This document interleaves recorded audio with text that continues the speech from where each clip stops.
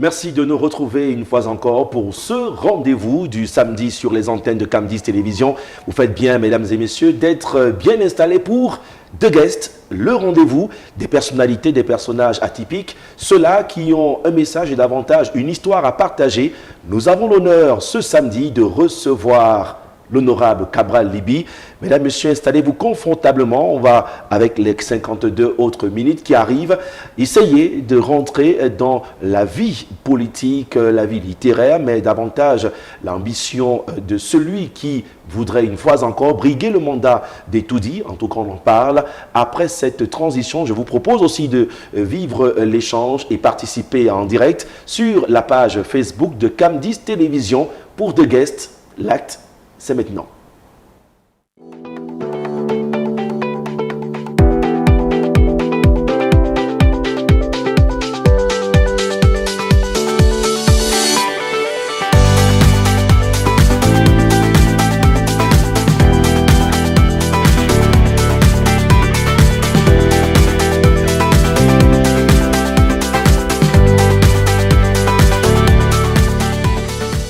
Le président national du Parti camerounais pour la réconciliation nationale est avec nous. Je voudrais que nous déroulions ensemble le tapis à Cabral Libby. Honorable, bonsoir et merci d'avoir répondu à l'appel de Cam10. En même temps, je crois que c'est la première fois dans ces studios high-tech de la chaîne républicaine. Oui, c'est la première fois dans ce studio-ci, mais la deuxième dans la chaîne. Bonsoir à vous, merci de m'avoir invité et bonsoir à vos nombreux téléspectateurs que j'ai le plaisir de retrouver. Honorable président, lequel vous colle le mieux à la peau dans l'appellation? Bon, enfin, je suis président du Parti camerounais pour la réconciliation nationale, vous l'avez dit. Je suis également député de la nation et dans notre environnement, ça s'appelle honorable. Donc l'un ou l'autre désigne la même personne. Tout dépendra peut-être du sujet que vous allez évoquer. Vous serez naturellement tenté de m'appeler honorable lorsqu'il s'agira du travail parlementaire et vous m'appellerez président lorsqu'il s'agira du travail politique qui se fait en dehors du Parlement. Enfin, mais encore que les deux nous suivent partout. En tout cas, merci. D'ailleurs, on n'embraye le pas. L'actualité nous rappelle que la session parlementaire vient de s'achever. C'est vrai qu'on ne va pas rentrer dans le détail des travaux, mais encore une fois, les partis de l'opposition ont contribué et apporté leur initiative pour certains aménagements. Petit bilan de ce que vous avez vécu récemment dans les nouveaux sièges de l'Assemblée nationale du Cameroun. Je crois que pour l'essentiel, c'est ce qui aura ponctué la session de mars 2025. C'est ce que retiendront globalement les Camerounais. C'est que les députés ont effectivement occupé le nouveau bâtiment qui est le don de la République populaire de Chine au Cameroun. C'est vrai qu'on a clôturé la session de novembre-décembre 2024, mais c'était vraiment la clôture. Oui. Bon, maintenant, la session de mars 2025, il n'y a pas eu grand-chose. Hein. Je crois que sur les 30 jours de la session, il y a eu adoption de 6 ou 7 traités. Les traités, c'est généralement les engagements qui sont déjà pris par le Cameroun, dont il suffit juste de les ratifier, généralement. Enfin, voilà, je crois que retiendront les gens, ceux qui aiment voyager, retiendront que désormais, il n'y a plus de visa avec la Tunisie, notamment. Mais ça, c'est pour les passeports de service et les passeports diplomatiques. Tout à fait. Il n'y a plus de visa, avec, je crois, la Corée aussi. Il y a eu une seule loi qui a été adoptée, la loi sur la biosécurité, qui est une loi très importante. Parce que, et d'ailleurs, nous avons fait une sortie là-dessus, parce qu'elle tombe à point nommé. Mais malheureusement, avec le Cameroun, c'est toujours comme ça. C'est une belle annonce, mais le contenu de la loi laisse tous ceux qui s'y intéressent sur leur soif. Parce que, qu'on le veuille ou non, aujourd'hui, ici, on ne prend que l'aspect de la malbouffe, par exemple.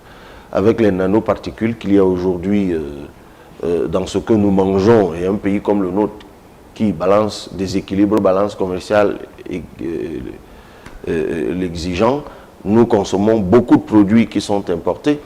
Et aujourd'hui, toute la chimie alimentaire fait que ce que nous mangeons aujourd'hui est infesté de plein de nanoparticules qui provoquent une inflation de maladies moléculaires, de maladies cellulaires, ce qu'on appelle les maladies métaboliques, ce qui nous change un peu des pathologies infectieuses qu'on a connues par le passé, dues aux moustiques, aux microbes globalement. Aujourd'hui, il y a une nouvelle vague de pathologies. Ben oui, mais c'est pas par hasard qu'on a de plus en plus d'arrêts cardiaques, d'insuffisance rénale, de cancer. Les gens ne le voient pas toujours à première vue, mais c'est en partie lié à la bio-insécurité. Aujourd'hui,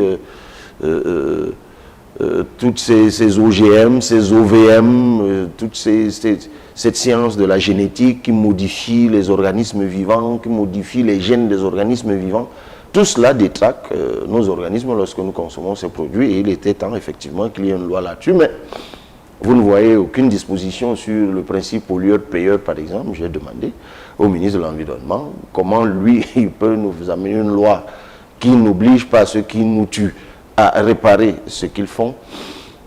Tout comme ça, c'était peut-être pourri. Je lui ai demandé, mais je n'ai pas obtenu de réponse, qu'il nous donne la position définitive sur le baume François, par exemple. Parce qu'il ne vous échappe pas que le 17 février 2025, le ministre de la Santé a donné une interview dans laquelle il relayait les résultats du LANACOM, qui est le laboratoire national d'analyse des médicaments et d'expertise, mais qui sert en fait de laboratoire de l'État en termes de vérification de tout ça, même s'il faut reconnaître encore que nous avons, mais je reviens sur ce que je disais tout à l'heure, nous avons l'ANOR, l'agence de la norme et de la qualité, qui ne dispose pas de laboratoire nécessaire, qui ne dispose même pas de normes sur certains produits.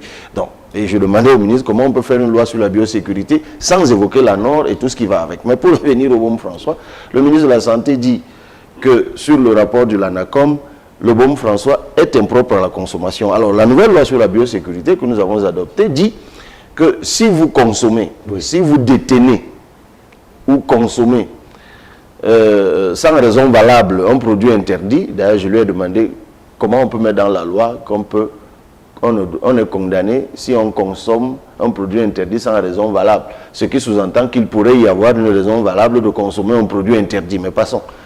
Il dit donc que si nous consommons un produit interdit, nous sommes désormais passibles de 5 ans à 10 ans d'emprisonnement. Et bien je lui dis, bon, ok, je demandais donc à son collègue, le ministre de l'Environnement, puisque le baume François est impropre à la consommation, donc devient donc un produit interdit. Est-ce que moi qui le détenais dans ce jour à l'Assemblée nationale, j'étais désormais passible de 5 à 10 ans d'emprisonnement? Bon, évidemment, il n'a pas donné la réponse à cette question, mais la question demeure. Bien. Parce que voilà un produit qui est consommé par tous les Camerounais et dont les vertus d'ailleurs font presque les vertus thérapeutiques apparemment font de l'analyse. Oui, mais je dis ceci que si vous voyez aujourd'hui les témoignages sur le baume François, la plupart des gens qui l'utilisent vous disent que ça soigne. Maintenant, vous avez le ministre de la Santé qui vous dit que, au regard des analyses du laboratoire de l'État, c'est impropre à la consommation. Alors, est-ce interdit? Est-ce que ce produit est interdit au Cameroun ou pas? Et si on l'interdit, est-ce qu'on est en bio-insécurité? Est-ce qu'on est donc passible d'emprisonnement? Vous voyez qu'on fignole, et on joue avec la vie des Camerounais. Moi, je ne prends position ni pour ni contre le baume François. Je pose la question à ceux qui sont en position d'en décider. En tout cas, les parlementaires ont eu, entre autres dossiers sur la table, face aux différents ministères, de revenir sur ces questions. On profite pour rappeler que François Baumet pourrait aussi, lui, à une de nos éditions sur Camdis, apporter sa part de vérité. Mais c'était une belle entrée en matière de l'honorable Cabral Libye, notre guest pour ce samedi. On parlait de l'actualité parlementaire, mais on parle aussi de l'homme. Vous avez été très à l'aise sur des questions, des termes chimiques. Bref, vous avez tenté de faire une carrière de médecin, sauf que... Non, je n'ai même pas tenté. Les lettres vous ont le plus arraché à cette passion. Plus jeune, en effet, je voulais être médecin. Mais qu'est-ce qui c'est vrai, lorsqu'on nous demandait, lorsque j'étais à l'école primaire, on demandait souvent que voulez-vous être plus tard. Je voulais en effet être médecin, je voulais soigner les gens. Mais très vite, j'ai découvert que pour être médecin, il fallait faire des études scientifiques. J'avais déjà un problème avec l'arithmétique. Et les mathématiques, c'était compliqué. Non, j'arrive même pas aux mathématiques. Je dis déjà avec l'arithmétique, j'avais un gros problème. Ceux de ma génération se souviennent qu'au cours moyen 2, on avait un exercice qu'on appelait le problème. Quand on allait au concours, le problème. Et le problème avec le problème, c'est qu'il y avait une opération au début. Oui. Et quand on ratait l'opération, on ratait pratiquement tout. Et il y avait une dernière opération vers la fin qui était détachable, qui avait 6 ou 7 points. Le problème, c'était 50 points. Quand on allait au concours à l'époque, le concours, c'était 100 points. Et le problème à lui seul, c'était 50 points. Et j'ai failli rater le concours d'entrée en 6e. Je pense avoir été... j'ai eu 53 points ou je ne sais pas combien. Je suis passé tout juste parce que j'avais évidemment raté la première opération et j'avais juste trouvé la dernière qui avait dans les 7 points, quelque chose comme ça. Ouais. Donc c'est grâce aux autres matières, par exemple, que je suis passé au concours d'entrée en 6e. Au lycée des ECA à l'époque Non, 100 mm à l'époque. CES bilingue de 100 mm. À l'époque, je venais de l'école des souris, comme ça s'appelait, l'école publique groupe 2, que ça s'appelait l'école des souris à l'époque à 100 mm. Donc c'est vous dire qu'une fois que je me suis rendu compte que les maths et moi, c'était compliqué, durant tout mon parcours secondaire, je me demandais toujours comment on faisait pour faire les mathématiques. Lorsqu'on nous donnait, vous savez, il y avait un exercice, là, il fallait faire des courbes. Oui. Ça allait à l'infini, ça allait parfois à gauche, ça allait parfois à droite.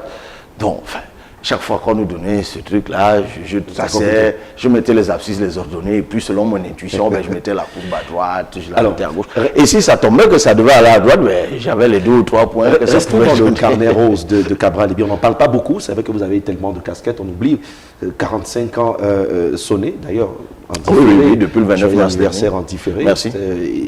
Peut-être l'influence d'un papa enseignant de français pour l'amour des lettres, et aujourd'hui, la carrière d'écrivain, à côté de celle politique qu'on va aborder, est-ce que c'est lié, le fait que papa enseignant ait longtemps peut-être donné l'onction de la littérature? Cabral-Libby, déjà auteur de 2 bouquins. Ça a forcément influencé. Bon, les parents, ils influencent forcément les vocations de leurs enfants. Voilà, mais bon, ma mère était couturière, ça aurait bien pu m'influencer aussi. Excellente d'ailleurs. Elle est toujours vivante, mais elle ne l'est plus, je crois, parce qu'elle m'a dit qu'elle n'arrive plus à manipuler les épingles et tout ça. Mais forcément, je suis de cette génération que les parents initiaient rapidement à la lecture. Ça, c'est vrai. Peut-être parce que justement, mon père, qui n'est plus de ce monde, était un enseignant de français, de littérature. C'est peut-être pour cela que très vite, j'ai été inondé d'ouvrages. À nos époques, il n'y avait pas Internet, il n'y avait pas la télé et tout, donc on lisait, quoi. On commençait par les bandes dessinées, les Xavier Lagaffe, les Calao, et plus tard c'était les Black le Roc, les Tex Wheeler, puis on entrait dans la littérature un peu dure avec les Sas, les Guy Descartes et tout. Je parle vraiment de ma génération, les dames aimant lire, les jeunes filles aimant lire davantage, les Harlequins et tout. Ça, c'est vraiment notre génération. Donc, forcément, pour certains d'entre nous, ça nous guidait vers la littérature. Mais je crois que l'orientation dans la vie dépend aussi des aptitudes simplement personnelles. Hein. Je vous ai dit, les chiffres, les mathématiques et moi, ce n'était pas tout ça. Donc voilà, c'est tout. Je n'ai pas eu la grâce d'être un grand matheux. Voilà, c'est tout. C'est aussi simple que ça. Comme d'autres ont cette vocation, ça ne les empêche pas. Bien qu'ils aient lu, comme moi, les mêmes ouvrages, les mêmes bandes dessinées et tout, mais ils ont fait des études scientifiques et ont émergé plus tard dans la médecine et d'autres choses, quoi. Donc voilà, c'est juste une question d'aptitude personnelle, d'aptitude innée à la base. Cabral-Libby, l'honorable président du PCRL, est notre invité, c'est de guest. Et si on essaie de remonter un tout petit peu, l'idée est de comprendre aussi la cassure et l'ouverture à ce combat dans la politique. Depuis les années d'étudiants dans les amphis, on connaît votre histoire. Mais qu'est-ce qui peut justifier qu'aujourd'hui, avec la masse intellectuelle que le Cameroun a, très peu de jeunes, comme vous d'ailleurs, toujours jeunes, veulent s'impliquer dans les questions politiques, comme vous le faites, et qui d'ailleurs fait beaucoup d'admiration à l'endroit de ceux qui vous suivent depuis plusieurs années. Alors, si cela est vrai dans le contexte d'aujourd'hui, ça ne l'est pas. Hein. Dans le contexte d'il y a 50 ans, ou 40 ans, par exemple. Hein. Je ne sais pas si beaucoup de gens savent quel est l'âge qu'avait le président Ahidjo. Lorsqu'il devient président de la République, je demande aux gens d'aller vérifier par eux-mêmes. Hein. Quel est l'âge qu'avait Osende Afana, Ernest Wandier, un Ruben Oumniobel. Lui, il était même parmi les plus vieux lorsqu'il se lance en politique. Le président Biya, en 1968, occupait très bien la fonction, cumulée d'ailleurs, de secrétaire général à la présidence de la République et directeur du cabinet civil. Nous sommes en 1968, il a 35 ans, en ce moment-là. Mais avant d'occuper cette fonction, il avait déjà occupé d'autres hautes fonctions. Donc, il y a eu une génération qui s'était lancée effectivement en politique très jeune, il y a quelques décennies. Et cette génération s'est agrippée au pouvoir et est restée longtemps au pouvoir. Je crois que cette longévité a fini par donner l'impression que la politique, c'est une affaire de personnes d'un certain âge. Donc les jeunes, aujourd'hui, n'ayant plus de référents, jeunes, de référents générationnels, se disent que c'est une affaire d'aînés, de parents. Parce que malheureusement, dans le système d'aujourd'hui, les jeunes sont en deuxième, voire troisième ou quatrième catégorie. Souvent, quand vous regardez le nombre de ministres, vous regardez les ministres, si on fait un affichage des ministres au Cameroun, vous ne verrez que des papas, globalement. Mais ça ne veut pas dire qu'il n'y a pas de jeunes dans l'administration. Il y a même des jeunes qui occupent de hautes fonctions dans l'administration camerounaise, des fonctions de directeur, ainsi de suite, ainsi de suite. Mais on ne les voit pas. Mais ce qui n'est pas visible n'est pas su. Et la stimulation que l'on recherche chez les jeunes devrait venir de là, justement. Si les jeunes voient ou sentent que les leurs y sont, ben, ça provoque en eux une forme d'émulation. C'est d'ailleurs ce que nous sommes venus provoquer un peu lorsque nous sommes entrés en politique en 2017-2018. Et si vous voyez le taux, si vous faites une analyse sur le taux d'intéressement de la jeunesse à la politique aujourd'hui, ça monte en flèche depuis que nous sommes entrés en politique, parce que nous sommes venus casser quelque chose. Oui. On est venu casser ce que je viens de décrire là tout à l'heure. On est venu changer la perception que l'on avait globalement de la politique. Lorsque je me lance à l'élection présidentielle en 2018, ça fait certains aînés en rient. Et vous êtes le plus jeune, et certains jeunes, d'ailleurs, oui, dans cette course. J'étais pas le plus jeune, en tout cas, on était trois, je crois, du même âge. Serge Espoir Matomba et le prophète Difo, Père à son âme. de pasteur. Et, bon, disons que peut-être le plus en vue, le plus dynamique, c'était moi, mais c'est un autre débat. Mais, vous vous souvenez qu'à l'époque, en 2018, je suis un réel objet de curiosité. Il y en a qui vont dans des déclarations faciles et rapides, du genre il ne va pas y arriver, d'autres qui se disent mais observons quand même de près ce que ça donne. Donc j'étais une sorte de phénomène, d'aucuns trouvaient météorique si je ne jurais pas, d'autres sujets d'études si je jurais.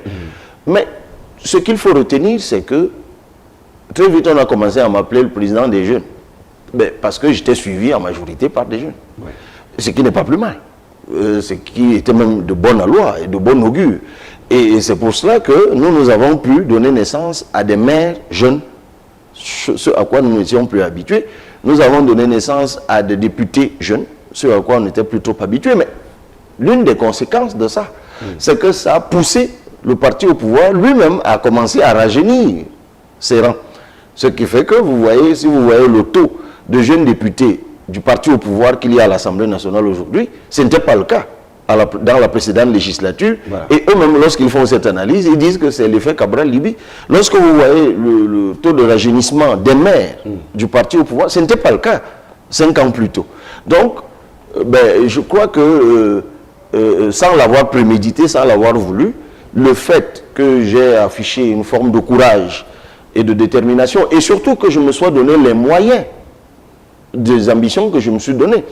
Parce que ça aussi, permettez-moi de le dire, même lorsqu'on a souvent fait appel à des jeunes, je parle du système gouvernant actuel, c'est comme s'il a souvent fait exprès de choisir les moins performants, parfois les moins brillants.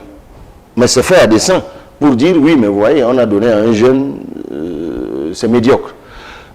Et on a parfois l'impression qu'il l'avait souvent fait à dessein. C'est une impression. Oui, mais on peut se tromper, mais c'est un sujet qu'il faut creuser. Et nous, lorsque nous sommes entrés en politique, nous nous sommes dit, il faut, comme nous entrons dans un monde de gens d'un certain âge, réputés, expérimentés, il faut que nonobstant notre relative jeunesse, que nous nous donnions les moyens intellectuels, analytiques, méthodiques, de nous hisser à leur niveau de rendement et même d'aller au-delà. Et je crois que ceux qui observent aujourd'hui pensent que nous sommes sur la bonne voie.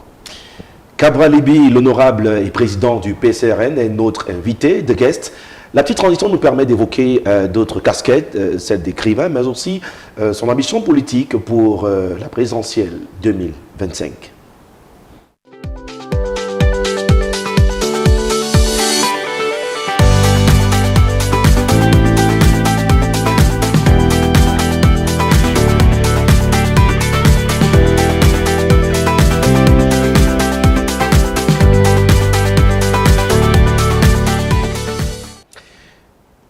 Le fédéralisme communautaire, un premier ouvrage, puis ce que j'ai vu, manifeste de la rupture et du progrès. On a justement un exemplaire du bouquin sur ce plateau qui reçoit Cabral Libby.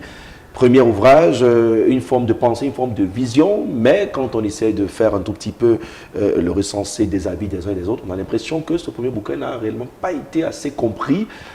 On a parlé de la pluralité culturelle, mais aussi une forme de repli identitaire. Et ce Cabral Libby aujourd'hui vient corriger ce qui n'a pas été bien compris dans le deuxième bouquin que nous avons, ce que j'ai vu justement par rapport à votre idéologie politique. C'est notre idéologie.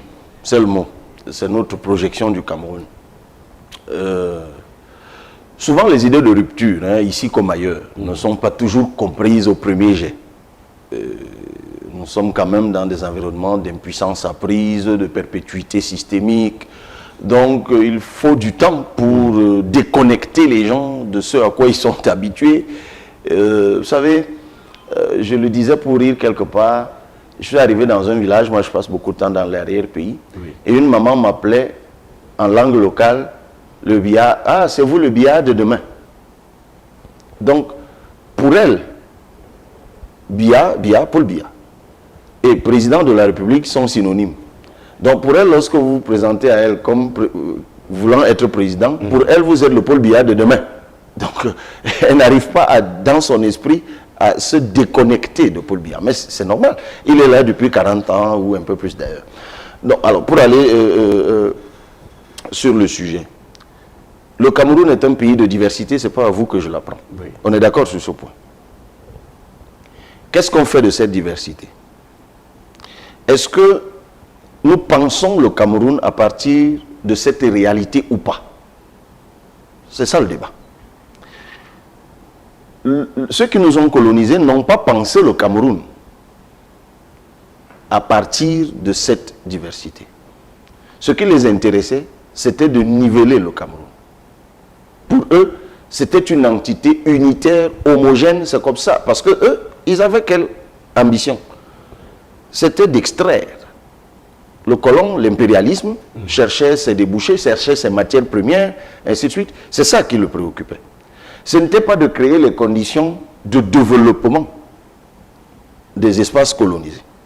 Donc, c'est clair que la philosophie ne pouvait pas être celle que nous portons. Nous portons une philosophie de rupture pour enfin donner au Cameroun la grandeur qu'il mérite par la diversité qui est la sienne. Il faut déjà que l'on comprenne bien ce point de départ. Et lorsque le colon est parti, il a laissé des nouveaux colons, qu'on appelle néocolons, qui ont perpétué ce système. Nous, on vient rompre, d'où le manifeste de la rupture. Nous revenons donc sur notre diversité. Le Cameroun, c'est l'Afrique en miniature, tout le monde le sait. Chacune des entités miniatures, là, chacune de ces entités sociologiques, anthropologiques, est une source de richesse. C'est plusieurs pays en un, on pourrait le dire comme ça. C'est pour ça qu'on dit Afrique en miniature. C'est-à-dire que vous avez au Cameroun une chose que le Mali a. Et c'est cette chose seule qui fait que le Mali se développe avec elle. Oui. Vous avez une autre chose que l'Afrique du Sud a. Mais l'Afrique du Sud n'a que ça pour se développer. Vous avez une autre chose que le Kenya a. Mais le Kenya n'a que ça pour se développer. Quand je prends ces exemples, je ne les prends pas au hasard. Le Kenya, par exemple, le PIB du Kenya, c'est le tourisme, c'est les fleurs. L'Afrique du Sud, c'est son potentiel hydrologique, par exemple, mais aussi sa diversité de peuplement. J'ai pris le Mali. Le Mali, c'est son ensoleillement, par exemple, pour parler d'énergie. mais d'autres choses aussi s'essolent. Et nous nous disons, faisons en sorte que notre pays, l'État que nous voulons construire, c'est pour ça que nous parlons d'un nouveau contrat social, que l'État, parce que l'État, ce n'est que le contrat social. Nous sommes sur un territoire. Nous devons nous entendre sur le sens que nous donnons à l'État que nous créons. C'est très important ce que j'explique. J'espère que cette fois, je trouve des mots plus simples C'est vrai que et plus justes. On pensait qu'il y avait une forme de repli communautaire. J'y arrive. Et la montée en puissance des discours de haine n'arrange J'y pas arrive. trop la situation, bien J'y que cette arrive. diversité- J'y arrive. Nous sommes donc dans un État, nous devons nous entendre pour un contrat social. L'État, c'est un contrat social. Et nous disons, quel est le rôle de l'État? Et nous disons ceci. Le rôle de l'État, c'est de donner force et puissance à chacune de ces entités sociologiques afin que lui, l'État, soit super puissant. Et pour y arriver, il faut donc reconnaître ces entités sociologiques. Il ne faut pas les méconnaître. Il ne faut pas les stigmatiser. Il ne faut pas les effacer. D'ailleurs, vous, monsieur Moukoko, vous êtes d'où? Vous êtes d'où, je vous pose la question? Oui, de la région du littoral. Oui, mais Douala, vous êtes donc Douala, Oui, donc de la communauté Sawa. oui, En êtes-vous fier? naturellement. Mais voudriez-vous qu'on efface cela? Non, évidemment. Et nous nous disons que l'État du Cameroun doit s'enrichir de la richesse Sawa, justement. Tout comme il peut s'enrichir de la richesse Bamileke, de la richesse Beti, ainsi de suite, ainsi de suite. C'est tout ce que nous disons. Et nous disons donc que l'État doit fédérer cela. J'en viens donc à votre question. D'où vient-il que fédérer soit divisé? Par définition, si vous dites que vous fédérez, ça veut dire que vous mettez ensemble. Et si vous ajoutez isme derrière le verbe fédérer, ça veut dire que vous en faites une doctrine. C'est ça le fédéralisme.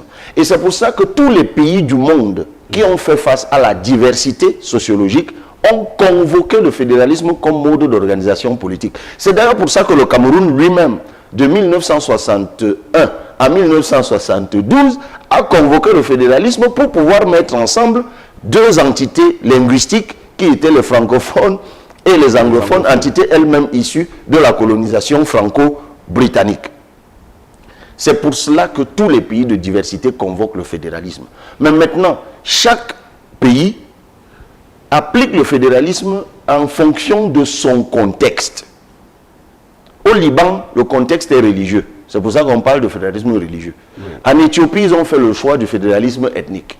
Les Amhara, les Tigréens, les Omhoro, ainsi de suite. Nous disons, nous appliquons le fédéralisme des communautés. Ah tiens, le mot communauté, il fait hérisser les cheveux. C'est d'ailleurs étonnant. Parce qu'en 1987, il y a quelqu'un qui a publié dans ce pays un ouvrage qui est son idéologie et qui s'intitule « Pour le libéralisme communautaire ».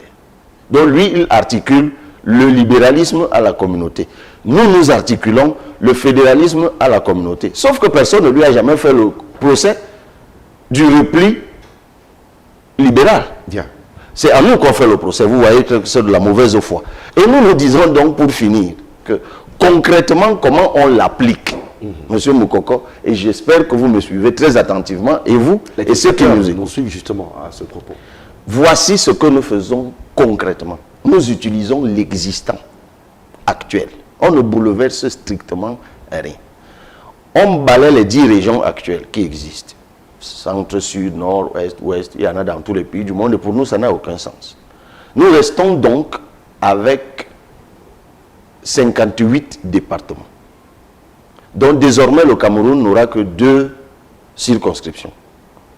La commune, si vous voulez, l'arrondissement et le département. Ça, c'est la vision du président du PCRN. C'est ça le fédéralisme communautaire. La commune et le département. Et nous transformons les départements en régions. Je dis bien les départements qui existent actuellement. Donc, par exemple, au lieu de dire le département du Vouri, on dira la région du Vouri. Au lieu de dire le département de la Léquié, on dira la région de la Léquié. Au lieu de dire le département du Djaïlobo, on dira la région du Djaïlobo. Au lieu de dire le département du Mayo d'Anaï, on dira la région du Mayo d'Anaï. Est-ce qu'on s'est bien compris? Mais qu'est-ce qu'on va faire en plus? On va faire en sorte que tous les départements actuels, qui sont voisins, mais qui sont sociologiquement et anthropologiquement affinitaires, on les regroupe. C'est pour cela, par exemple, qu'on va regrouper le Djaïlobo que j'ai cité tout à l'heure avec l'Anvila, et Bolova et Sangmelima. Mettez-les ensemble, il n'y aura pas de tremblement de terre. C'est pour cela qu'on va mettre ensemble le Mayo Kani et le Mayo Danaï. On est à l'extrême nord. Mettez-les ensemble, il n'y aura pas de tremblement de terre. C'est pour ça qu'on va mettre ensemble le Mayo Louti et la Bemue, par exemple. On est dans le nord. Mettez-les ensemble, il n'y aura pas de tremblement de terre. C'est pour ça qu'on va mettre ensemble le Nyon et So et la Mufou et Akono. Dans le centre, mettez-les ensemble, il n'y aura pas de tremblement de terre. Permettez-moi de continuer. C'est pour ça qu'on va mettre ensemble le Fako et le Ndian. On est dans le sud-ouest, il n'y aura pas de tremblement de terre. Évidemment, c'est comme ça qu'on va même mettre ensemble les 7 départements de la région de l'ouest qui sont Bamileke en dehors du Noun. Il n'y aura pas de tremblement de terre parce qu'on va reconstituer la région Tikar, qui, elle, aujourd'hui, est éclatée entre 4 départements et 4 régions, mais située au même endroit, c'est-à-dire Mayo Bango dans la Damawa, Ngoketunja dans le nord-ouest, Mbamekin dans le centre et Makba dans l'ouest. Voilà ce qu'on va faire. Et après ça, on autonomise les régions et on permet donc à chaque région de se développer. Pour les départements voisins, donc régions voisines, qui ne seront pas affinitaires, on va les laisser telles quelles. Et derrière, on met donc en place, et je finis par là s'il vous plaît, une politique d'intégration nationale. Parce que malheureusement, aujourd'hui au Cameroun, vous parlez d'État unitaire, mais les gens ne sont pas unis. Pour la simple raison qu'ils ne se connaissent pas. Ou alors ils se connaissent par les stigmates. Est-ce que c'est le fédéralisme communautaire qui a dit qu'on traite les Bamouns de serpents à 2 têtes? Est-ce que c'est le fédéralisme communautaire qui fait que vous, les savants, on vous traite de vantards et de bons à rien? Est-ce que c'est le fédéralisme communautaire qui a dit que les Bamileke sont calculateurs et veulent escroquer les gens? Est-ce que c'est le fédéralisme communautaire qui a dit que les Bassas sont sorciers et méchants? Est-ce que c'est le fédéralisme communautaire qui dit que les Bamouns sont des serpents à 2 têtes? Est-ce que c'est le fédéralisme communautaire qui a dit que les Peuls sont hypocrites? Non. Ça s'appelle représentation péjorée. C'est ça qui divise actuellement le Cameroun. Lorsque dans le Mbéré, les Baya et les Peuls bagarrent et s'entretuent. Lorsque les Kotoko et les Arabes choix se bagarrent dans le Akousséri, je ne sais même plus comment ça s'appelle le département, ça m'échappe. Ce n'est pas le fédéralisme communautaire. Aujourd'hui, là, les alternimes de rejet que nous avons dans ce pays, les Bassa, les uns appellent les autres les Belobolobo, les Gadamayo, les Nglafis, tout ça là. Vous avez aujourd'hui des parents qui, lorsque leur fille vient avec un tel, ils disent que non, ceux-là je ne veux pas. Ils sont comme ceci. Yeah. Parce qu'on n'a pas à l'école une discipline qui nous apprend à nous connaître.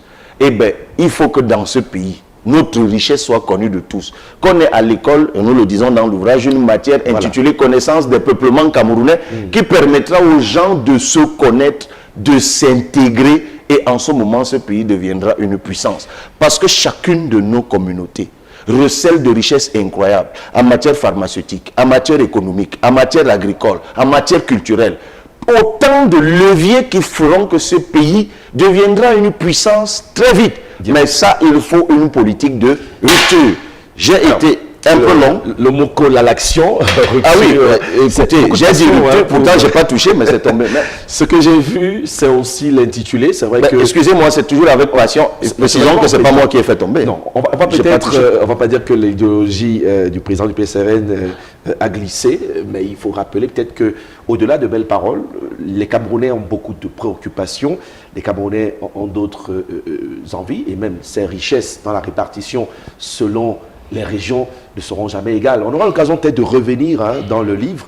Et le deuxième, ce que j'ai vu... Monsieur Mokoko, il suffit d'autonomiser les régions. C'est ce que nous appelons la décentralisation aboutie. Le projet est en cours. Oui, mais écoutez, dites-moi, vous voulez que les régions se développent. Sortons de la bureaucratie actuelle où tout se décide à Yaoundé. Ou pour reprofiler une route à Koussiri, il faut qu'un fonctionnaire décide à Yaoundé. Ça n'a aucun sens. Et là, on est sur du basique. L'article 25 alinéa 2 de la loi de la décentralisation de 2019 dit qu'il faut réserver au moins 15% des recettes de l'État aux collectivités territoriales décentralisées au titre de la dotation générale de la décentralisation. 15% des recettes de l'État d'un budget de 7 317 milliards que nous avons voté en décembre, c'est 1050 milliards. Donnez donc 1050 milliards restons sur le schéma actuel. Donnez 1050 milliards aujourd'hui aux communes et aux régions. Nous, on en aura 30. On aura 30 régions et disons, on a 360 communes maintenant, disons 400 communes. Parce que nous, on va avoir plus de communes. Si vous donnez 1 milliard à chaque commune, ça fait 400 milliards. N'oubliez pas, sur le cadrage actuel, nous avons une carrière de 1050 milliards. Vous donnez 400 milliards à 400 communes, ça fait 1 milliard par commune. Monsieur Moukoko, même le maire le plus médiocre de la terre, vous lui donnez 1 milliard de francs au Cameroun tous les 365 jours, en 5 ans, 5 milliards, il change sa commune. Le reste de l'argent, il va rester 600 milliards. Je parle de la loi actuelle, ce n'est pas moi qui l'amène. 600 milliards, vous donnez 2 milliards aux 30 communes. Ça fait 30 milliards fois 2, ça fait 60. C'est ça, non? Vous recevez plutôt bien en mathématiques. Non, mais attendez, il va même vous rester de quoi changer les routes aujourd'hui. Nous avons fait une simulation toute simple. Elle est même bête, voire même idiote à la fois. Aujourd'hui, pour acheter une niveleuse sur chenille, un bulldozer sur chenille, une pelle chargeuse sur chenille, un compacteur et un camion, autant d'engins qu'il faut pour l'entretien routier. L'entretien routier, nous avons 120 000 km de linéaire de route. 6 500 sont bitumés. Ça veut dire qu'on a quoi? C'est plus 8 000 ou 7 000 qui ne sont pas bitumés pour les entretenir. Je vous invite à faire une petite recherche, vous verrez ce que le budget du Cameroun donne à l'entretien routier tous les ans.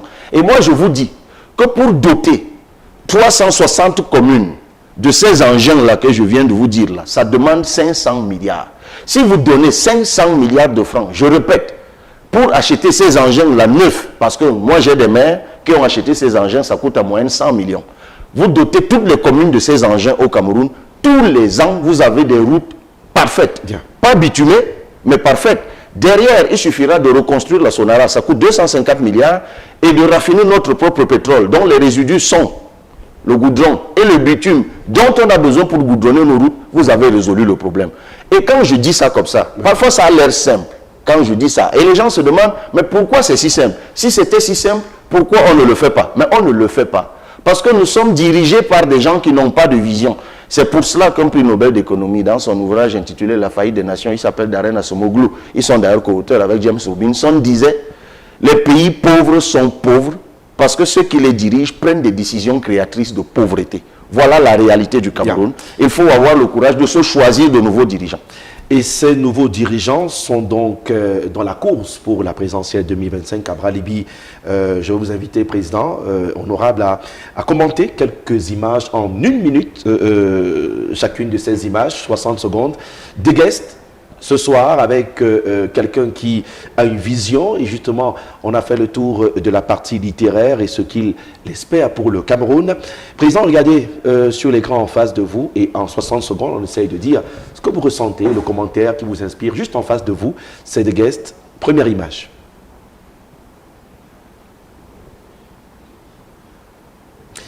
La première image, voilà. Oui, c'est l'ex-président du PCR. Robert Kona. Oui. En 60 secondes. Quel commentaire? Non, mais c'est quelqu'un pour qui j'ai une profonde gratitude. Ils ont été tous les trois à créer le PCRN en 2003. Et ils ont accepté en 2020 d'organiser un congrès et de faire de nous le président du parti. Et je crois qu'ils doivent plutôt être fiers, hein, si je m'en tiens à ce qu'ils nous disent, de ce que nous avons fait, de ce parti qu'ils ont créé et qu'eux n'avaient jamais pu emmener aux élections. Donc voilà, maintenant par la suite, certaines personnes ont décidé de le déranger et de le mêler à... Le divorce est consommé avec Kabalili et l'un des... Non, le divorce n'est pas consommé parce que moi je ne lui en veux pas, lui. Je sais très bien qui le dérange. Moi j'appelle ça déranger quelqu'un. C'est un homme d'un certain âge qu'on dérange et on l'a emballé dans des histoires qui n'ont ni tête ni queue. Je me doute bien que lui-même n'arrive pas à s'en sortir là-dedans. On l'a amené devant les tribunaux, par 4 fois il a été débouté. D'ailleurs, ce n'est pas lui qui est devant les tribunaux, c'est d'autres personnes qui payent les avocats et tout. On commence à l'exhiber. Moi, je pense qu'il faut avoir du respect pour des personnes d'un certain âge. Et ceux qui l'utilisent comme un objet de foire, Le pauvre, j'ai juste envie de dire. C'est votre avis, on va essayer de résumer en 60 secondes. Ah oui, je suis allé au-delà de 60. À l'ère des coalitions, des alliances, aujourd'hui on s'offusque que le RDPC par exemple ait une batterie de partis à son actif. On a aussi vu d'autres acteurs, la PCO, d'ailleurs vous avez rechigné l'offre de coalition il y a quelques années aujourd'hui. Le prochain personnage est à commenter aussi en images, Cabral Libby. On va apercevoir et nous dire ce que vous pensez.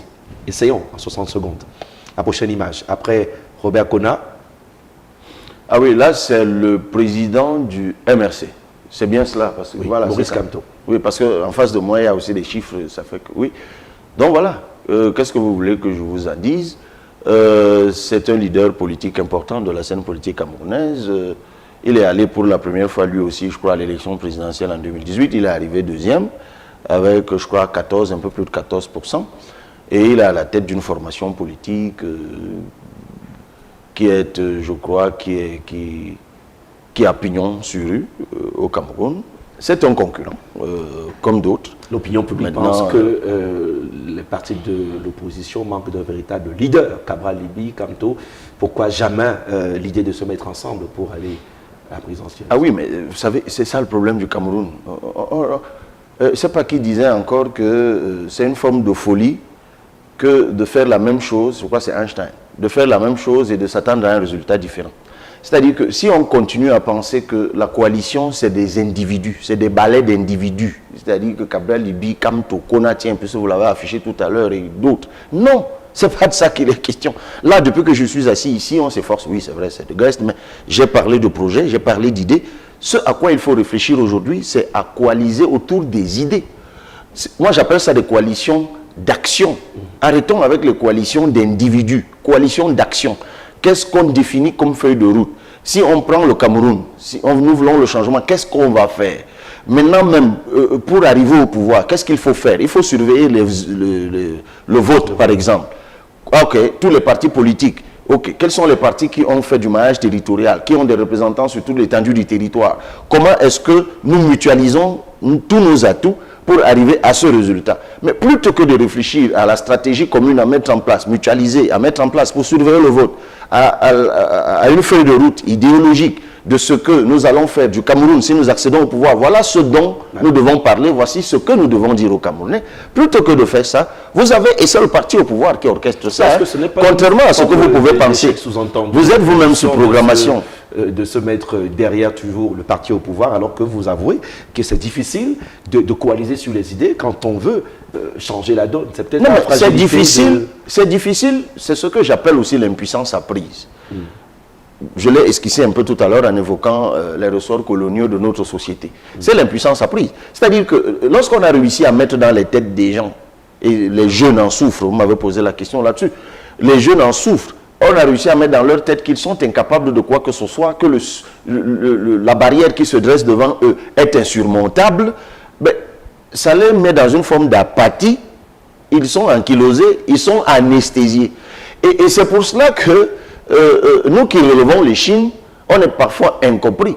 Donc, et sachez que l'idée de l'opposition incapable de se réunir et tout, est en grande partie alimentée, mais c'est intelligent et c'est de bonne guerre, par le parti au pouvoir, qui va mettre dans l'espace public un certain nombre d'idées, va mettre un certain nombre d'acteurs à contribution, et qui vont toujours instiller dans l'opinion des noms, des images, des photos, comme vous faites là, et vous y participez peut-être sans le savoir, et donnant l'impression que la clé, c'est justement la juxtaposition des individus, alors que la clé, c'est la mutualisation des idées, des forces, du peuple, de nos militants. C'est là où nous sommes attendus. En tout cas, c'est ce à quoi nous travaillons. En tout cas, le PCRN, même dans l'idéologie, avec les autres acteurs de la scène politique, a souhaité faire cavalier solitaire, peut-être parce que aussi le président Cabral Libby a une vision, aujourd'hui adulée de pas mal de Camerounais. Ah non, je ne peux pas vous laisser dire ça puisque ce n'est pas vrai. Est-ce que vous serez prêt à vous ranger dans un camp pour pouvoir... Mais je l'ai dit à maintes reprises, au PCRN, nous avons deux options. Nous avons l'option de la coalition de transition. C'est-à-dire que, compte tenu de l'état déliquescent aggravé de notre pays, nous mettons en place une feuille de route de redressement du Cameroun sur 2-3 ans. Et nous trouvons donc, après avoir réfléchi à cette feuille de route, nous réfléchissons à un profil qui peut faire les 2-3 ans, même s'il est élu pour 7 ans par les Camerounais. Qu'est-ce qu'il a à faire? Faire l'audit du pays Et Dieu sait que dans ce pays, il faut faire des audits. Voilà. Sinon, on se retrouve dans ce dans quoi le Sénégal se trouve aujourd'hui. Et nous, dans notre programme, nous disons qu'on va auditer, par exemple, les 20 grands projets qu'il y a eu. Et même, je vais vous dire quelque chose, pour ramener la sérénité dans notre pays. On n'en parle pas suffisamment, mais je fais là une digression qui va vous surprendre.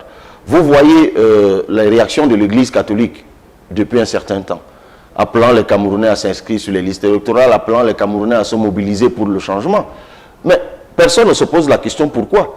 Vous oubliez que dans ce pays, il y a eu une série d'assassinats de plusieurs évêques catholiques. Et l'on a attendu que la lumière soit apportée sur cette question. Elle n'a pas été apportée. Et les gens sont étonnés que l'Église catholique est exaspérée. Moi, je dis aujourd'hui, parmi les choses sur lesquelles il faut apporter la lumière, c'est sur ce type d'assassinat qu'il y a eu avec les prélats, pour ramener de la confiance et de la sérénité dans notre société. Bien. Donc, il faut un audit, il faut réécrire la Constitution, réécrire le Code électoral et organiser des élections équitables. Ça tient sur 2 ou 3 ans. En dehors de ça, il nous restera une seule option, celle analogue à ce qu'on a vu au Sénégal, autour de Diomaye président, une sorte de coalition autour d'une personne. Je rappelle qu'au Sénégal, il y avait 17 candidats, dont 3 anciens premiers ministres, dont le sortant d'ailleurs. Tout à fait. 2 anciens maires de Dakar et de Kaolack, 3 députés, 3 professeurs d'université, un ancien directeur général des douanes, et ainsi de suite. Mais ça n'a pas empêché que Diomaye Faye gagne au premier tour dans un pays de 2 tours. Bien.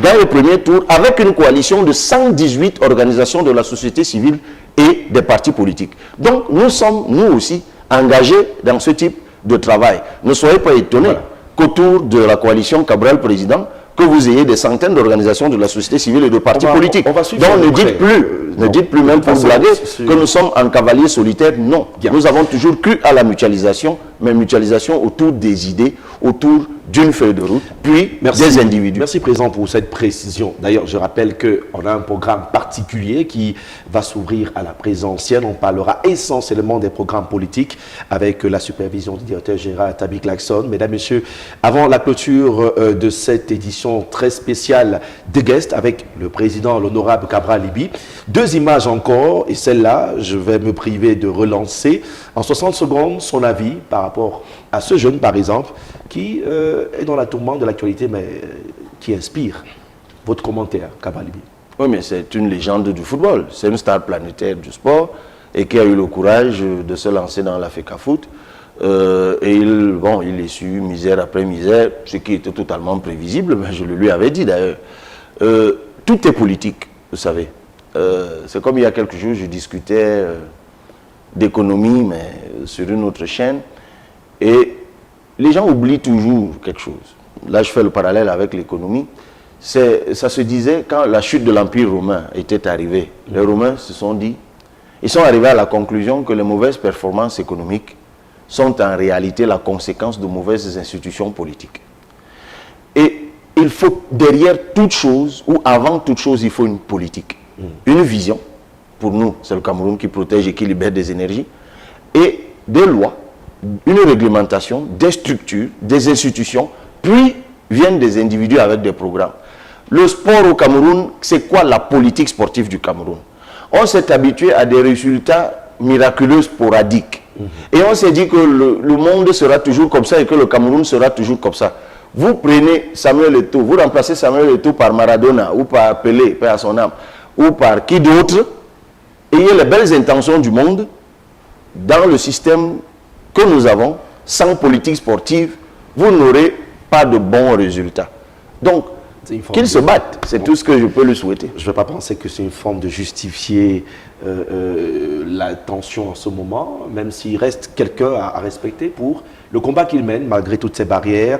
Vous êtes un acteur aussi très regardant des questions de sport.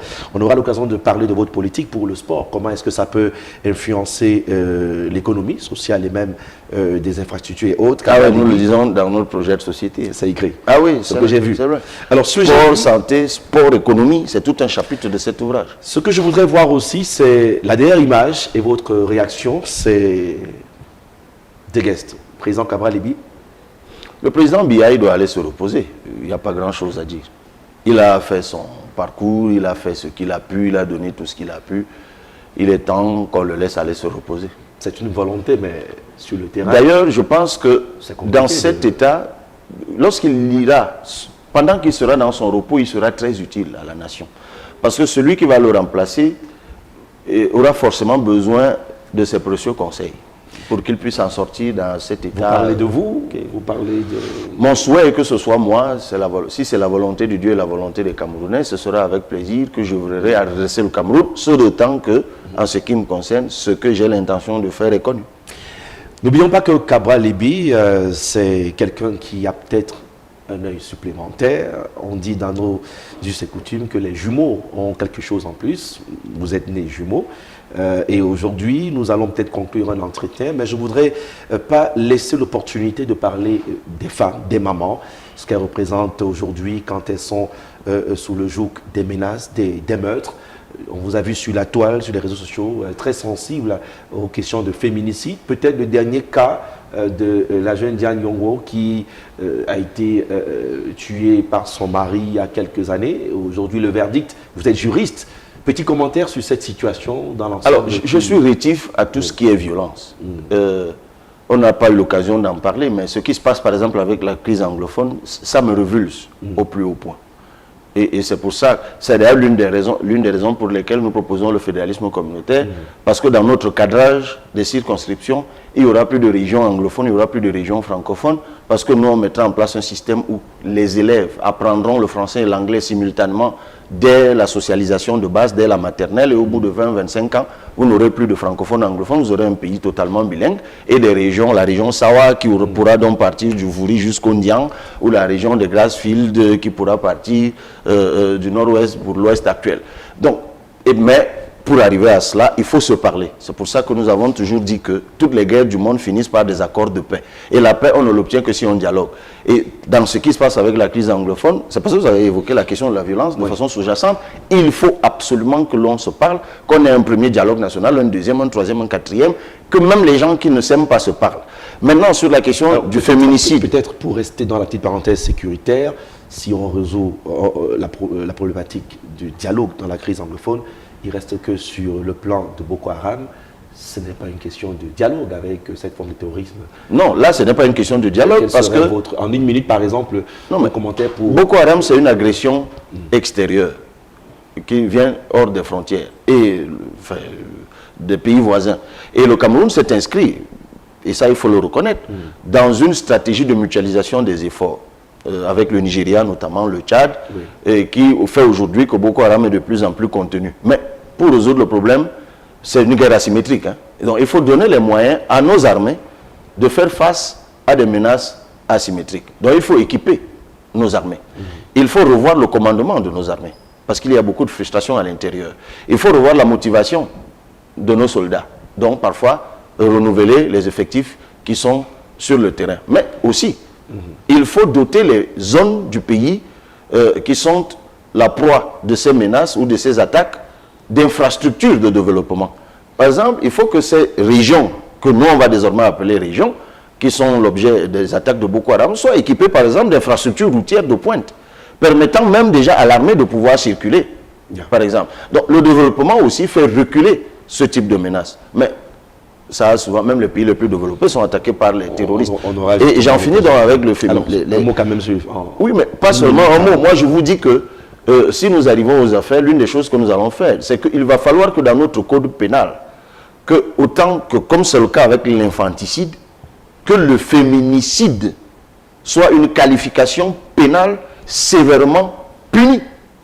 Ça, c'est... Parce que dans cet ouvrage, vous verrez ce que nous disons dans le chapitre de la protection sociale, ce que nous disons de la protection des couches vulnérables, dont les femmes. Et pour le cas spécifique de ce qui est arrivé à Dame Yongwa, jusqu'ici, je vois l'indignation qu'il y a et que je partage totalement, parce qu'a priori, lorsqu'il y a mort d'hommes, et en l'occurrence mort de femmes, et que l'on se rende compte que l'auteur de cette mort, le commettant de cet assassinat, enfin, si c'est ainsi que ça a été qualifié, ne s'en sort qu'avec une condamnation avec sursis et une amende résiduelle, ça heurte. Mais vous voyez bien la réticence que j'ai à parler d'assassinat, parce que tout a fuité sauf la décision de justice. Et il faut que l'on voit Comment déjà tout ça a été qualifié? Est-ce que c'est prémédité? Est-ce que c'est un assassinat? Est-ce que ce sont des coups mortels? Est-ce que c'est tout cela? Une fois qu'on aura vu comment la dame, d'ailleurs magistrate, parce que c'est une dame, comment la dame a motivé la décision, en ce moment-là, on pourra porter un jugement beaucoup plus objectif. Merci. Mais j'adresse mes condoléances à la famille endeuillée, parce que c'est indicible ce type de douleur, par la bastonnade d'une dame qui trouve la mort, c'est juste inadmissible. On espère simplement que, ben voilà, les lignes vont bouger avec le concours de l'honorable Cabral Libby qui nous a fait le bonheur d'être notre invité de guest. Et pour ceux qui ne savaient pas, c'est la deuxième fois qu'il est invité à The Guest. Merci encore de votre disponibilité. Et je donne rendez-vous aux téléspectateurs dimanche pour d'autres éléments. Mais samedi, c'est le rendez-vous, 21h sur Camdis Télévision. Merci encore, honorable. Peut-être serrer la main du futur ou potentiel président de la République du Cameroun. Mais en attendant... Potentiel, futur, ça se rejoint. Bonne chance pour... Octobre nous en dira plus. Bonne chance pour octobre prochain. Merci à vous. À très bientôt sur Camdis Télévision pour The Guest.